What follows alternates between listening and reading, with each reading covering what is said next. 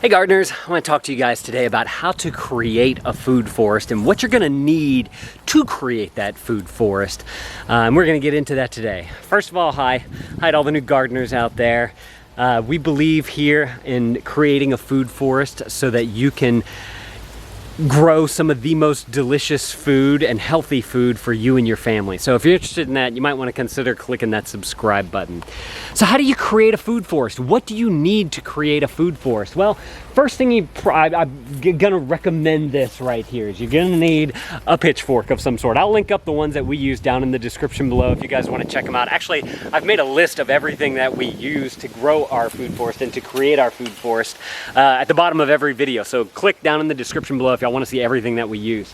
Why do you need a composting fork whenever you're trying to create a food forest? Well, you're going to be dealing with a lot of compost. We get a lot of compost from our compost facility here in Lafayette, Louisiana, and basically they pick up all the trees and dead stuff from the side of the road and they bring it to this facility. It's kind of like garbage pickup for trees, and they bring it to this facility, and then at the facility they have these huge giant compost piles, and you bring a trailer or a truck and they'll simply fill it all up into the bed of your trailer, your truck for you, and then you can take that home and do whatever you want with it, and it's all for free. Great thing that I love here in Lafayette, Louisiana.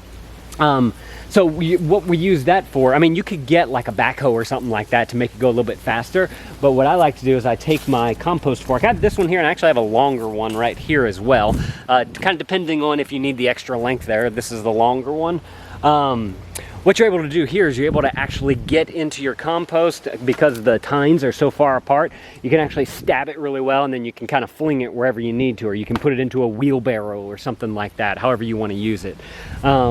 So I highly recommend that. Also, if you plan on starting a compost pile like we have here, it lets you be able to get in here and dig down into it and churn it and move your things over and whatnot. So I can definitely recommend that you guys get one of these if you are looking to do something like that. Now, another thing that I'm going to recommend for your creating a food forest is to get some kind of tumbling composter. I like this one here called the Yimby tumbling composter.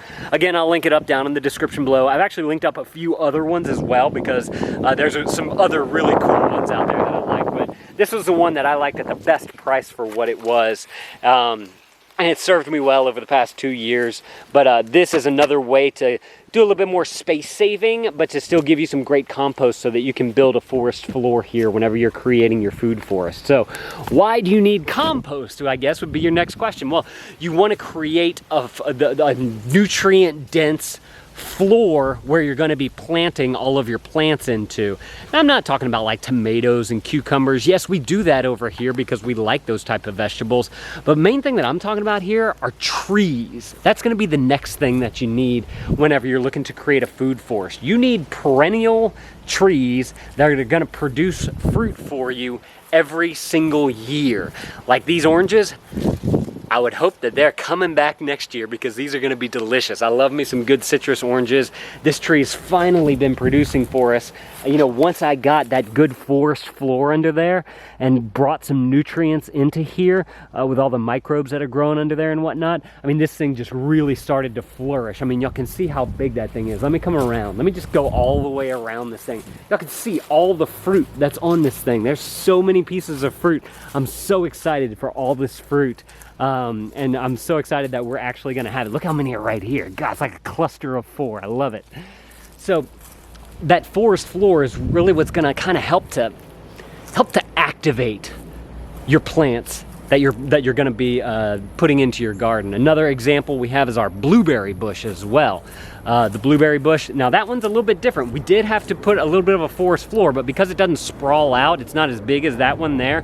The sun, it gets tons of sun right there, so the grass keeps coming up right here, but this blueberry bush is just looking absolutely beautiful. So whenever you're creating your food forest, you want to kind of discover what are some of the best plants that are good to grow in your area, and blueberry happens to be one of the good ones for us, so I'm very excited about that.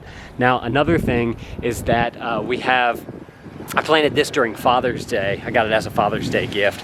And this is kind of our food forest area right here. Whenever we're creating a food forest, I knew that I wanted a banana tree. And we have this beautiful thing right here that's been growing steadily over the past few months. And it's just starting to get super huge, getting tons of sun, and just looking super duper healthy. Every few days we get a new leaf growing here, so I'm very excited about that. And then also, I have this roselle bush over here. I planted this one as well. It's really taken over. It's kind of sprawled out a little bit. Again, trying to hide some of those weeds that are starting to come up. Hopefully it creates enough shade so that these weeds right here won't grow back. And you can actually eat the leaves on these things right here. And these things are absolutely delicious. I can highly recommend that, especially if you like sour and tart type of stuff. So you need to kind of do some research and figure out what type of plants you want to plant in your yard for whenever you're looking to create your food forest, because you need to know, one, what types of things do you like to eat? That's the first thing. And then you need to know what type of things that you eat that actually grow well in your area. So since we live in South Louisiana, we have a super long growing period, and being that we can usually produce a lot of food all throughout the year. Right now we're kind of in the cucumber season. We've been getting tons and tons of cucumbers, which I'm very excited about. But coming back here to the other area of our food forest is we're still getting, these peppers right here. These were from last year. We have not planted new peppers, and I'm just super excited that these things just continually to grow right here.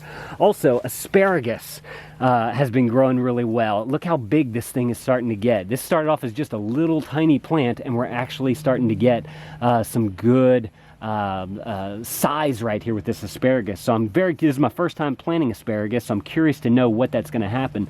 But we really like asparagus here in the family, so we'll see what happens right there. Another area that I mentioned were cucumbers. My wife's been picking a ton of them, but all this right here is cucumber. Everything right here, all the way down. And we're just, we're so excited to have so many cucumbers here in the house. Here's a cucumber. You see one, bud? Where? Right here. Oh yeah, look at that, still growing. I think he's still a little too small to pick. But look, that's another one right there. Isn't that cool? Yeah. You like cucumbers? Yeah. So you just have to figure out what type of trees or what type of food do you like, and then what type of trees that produce those fruits and vegetables grow well in your area, and that's what you're wanting to use to create your food forest. Now, to kind of bring it all back around, we want to have that forest floor so that we can get some good nutrients to our trees so that our trees can grow. And then once the trees are going to grow, then they'll produce fruit. And then once you get the fruit, you can eat. And then you have food year round because all of these plants are perennials. One mistake that I made was that I had a grapevine, and unfortunately I accidentally ran over it with the lawnmower. So whenever you're creating your food forest, and you're thinking about how you're going to do it, make sure that any lower, plants, you try to put them towards a fence and kind of make like a blockade around them so that you don't lose it. We should put like a grave site right here, RIP for the grapevine. It was right about here. And we had, oh no, look, this is it right here. This is the remnants of it right here. I should throw that in the compost pile. But that was that grapevine, and unfortunately we lost it due to the fact that I ran over it with the lawnmower. I guess we should plant another one. Hopefully this has helped you guys. If y'all have any questions, let me know down in the comments below. I'll be happy to answer any questions you might have about creating a food forest. And if you like what we're doing here, make sure to click that subscribe button. I'm gonna link up all the things that we've used down in the description below of all the tools and the products that we've used to help create our food forest. Thank you, gardeners, for watching. Keep on composting things and growing things. Bye. You wanna do it? Hit the camera.